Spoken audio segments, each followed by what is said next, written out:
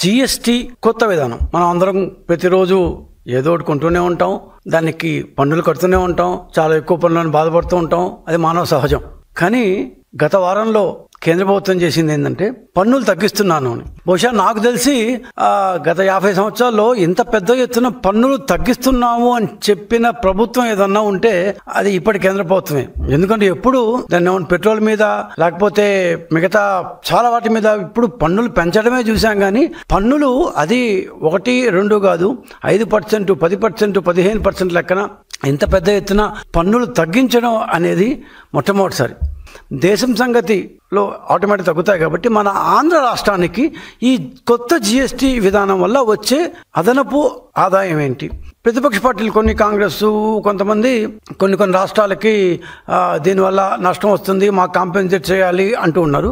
ఆంధ్రప్రదేశ్ కూటమి ప్రభుత్వం, తెలుగుదేశం పార్టీ ఈ రెండు కూడా ఈ కొత్త జిఎస్టీ విధానాన్ని వీఆర్ వెల్కమింగ్ సో హార్ట్ఫుల్లీ.